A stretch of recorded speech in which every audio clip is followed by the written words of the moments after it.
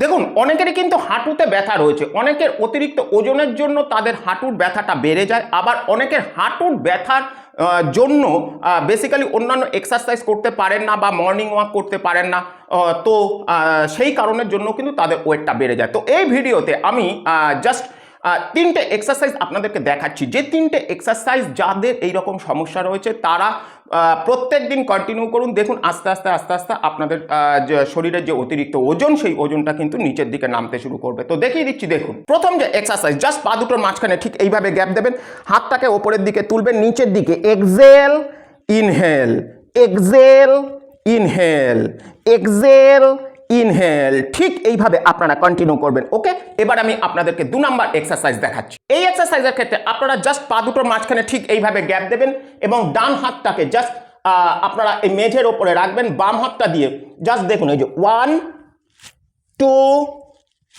3 4 both সাইডেই কিন্তু আপনাদের করতে হবে। আমি ওয়ান সাইড দেখালাম আর কি।